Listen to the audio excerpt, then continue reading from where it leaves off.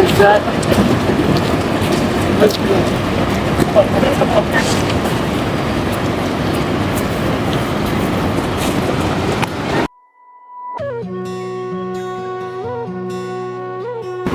हामी त हामी त क्लिनरमा आधारित उद्योग भएको हुनाले हामीले पहिला क्लिनरको अब 2 सेकेन्ड 5 सेकेन्ड भिडियो के हो भनेर भन्दाखेरि रातो माटो आइरन ओर र लाइम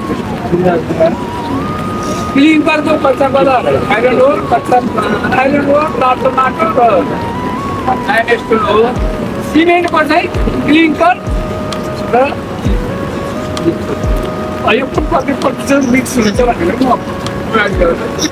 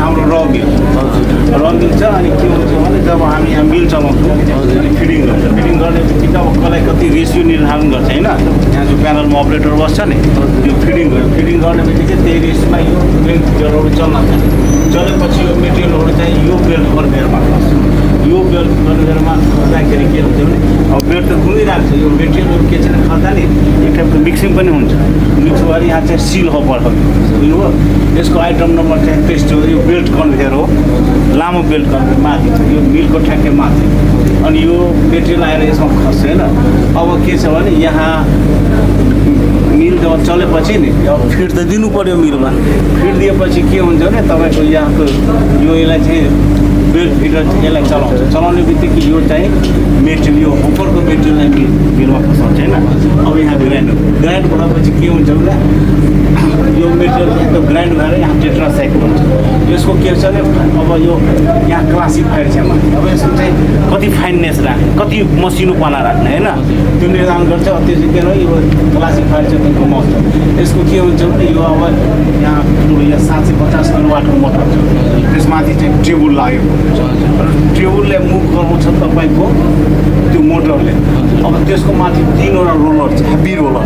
त्यसले के गर्छ भने यसरी प्रेसर दिएको छ होइन। अब यो खस्ने बित्तिकै टेबल घुम्ने बित्तिकै मेटेरियल त ठ्याक्कै बिचबाट टेबलमा खस्ने भयो। टेबलमा खस्ने बित्तिकै त मुभ गरेछ, सेन्ट्रिफ्युगल फोर्सले तपाईँको के हुन्छ मेटेरियललाई चारैतिर चाहिँ फिराउँछ अनि रोलरले त्यसलाई खिचेर त्यो मेटेरियललाई ग्राइन्ड गर्छ। ग्राइन्ड गर्ने बित्तिकै अब यसको फाइन त मेटेरियल त निस्किनु पऱ्यो।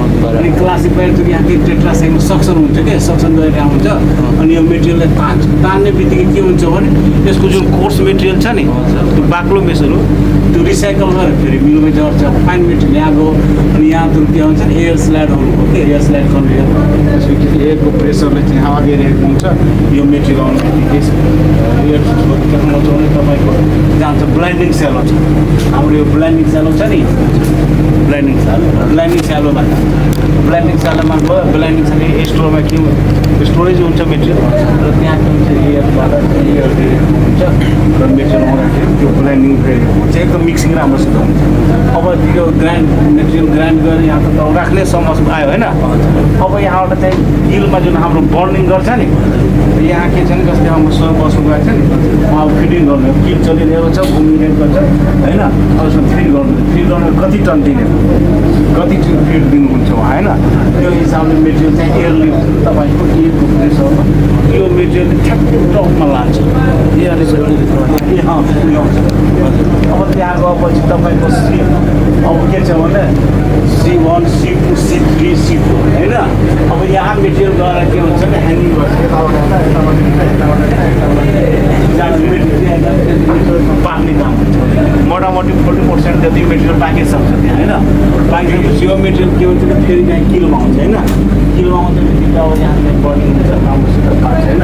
अब त्यो मेल्ट हुन्छ, मेल्ट भएपछि के हुन्छ यहाँ मोटामोटी 1213 देखाइहाल्नुहोस्। त्यो हाम्रो प्यारामिटर छ नि 1147 डिग्री छ यो बर्निङ र मेटेरियल्समा चाहिँ अब कति स्पिड छ, किलको स्पिड हामी अब मेटेरियलको कन्डिसन टेम्परेचर सबै कुरा हेरेर के हुन्छ नि किलको स्पिड सबै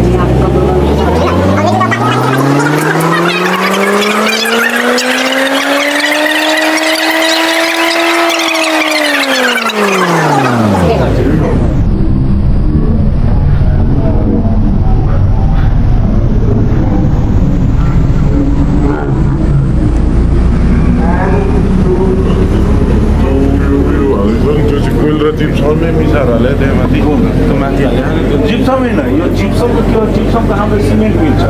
सिमेन्ट मिलमा के हुन्छ भने हामीले क्लिङ्कर बनायो नि, अब क्लिङ्कर त प्योर सिमेन्ट अब त्यसलाई ग्राइन्ड गरिसकेपछि पानी हाल्नु फिक्सिङ भइहाल्छ। जिप्समले तपाईँको के हुन्छ भने सिमेन्टको फिक्सको मतलब सेटिङ टाइम जुन छ नि त्यसले फिक्स गर्छ। अब त्यो मिलमा त्यहाँ के हुन्छ नि यो क्लिङ्करलाई यता क्लिङ्कर सेलबाट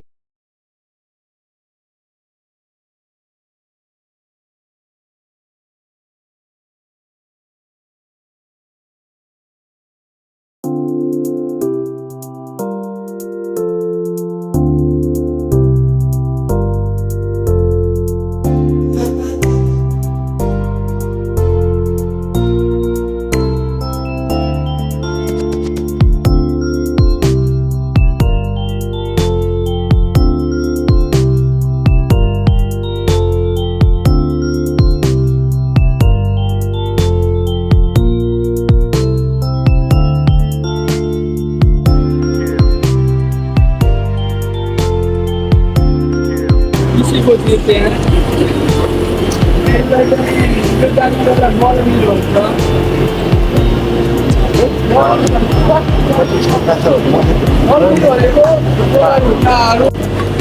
बलहरू घुम्ने क्रममा एकले अर्कालाई फुटेर ढिलो भएको वस्तु चाहिँ सिमेन्ट त्यहाँ चाहिँ स्टिलका बलहरू हुन्छ नि ठुला ठुला राखेको हुन्छ त्यसलाई घुमाउँदाखेरि चाहिँ स्टिल बलसँग चाहिँ एउटा फ्रिक्सन समटाइम इम्प्याक्ट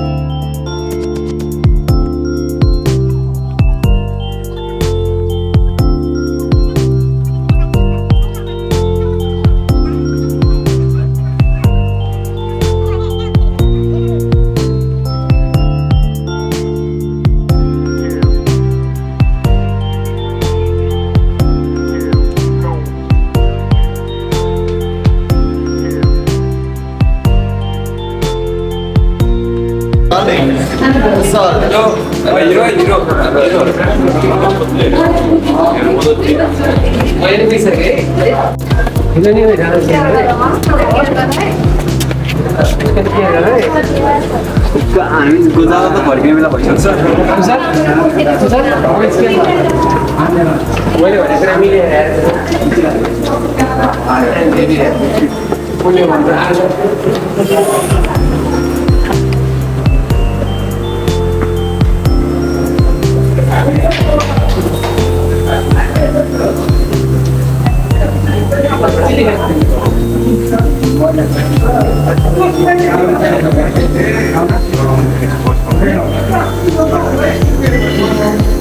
मेरो बसले भिडियो चाहिँ खिचेर लिएर आउँदा चिन्न साथी तिम्रो फेरि भन्नु त के अरे हजुर चेन्ज गरिरहनु पर्यो यो यहाँ हाम्रो ट्र्याक्टरहरू बस्या हुन्छ एकजना त्यहाँ बस्या हुन्छ एकजना यहाँ बस्छ उता पनि छ त्यो एउटा व्यक्तिले दुईवटा गर्छ यता पनि एउटा दुईवटालाई चाहिँ जुडी गर्छ काम गर्दाखेरि प्र्याक्टिस भइसक्यो त्यो 39 भनेको चाहिँ के हो 39 लेखेको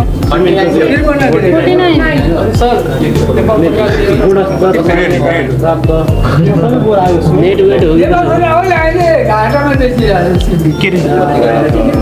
सुन्नु भएन 39 ग्रेड हो सर यो 49 लेखेको ने गुण भनेको के हो यो गुणस्तर चिन्ह गुणस्तर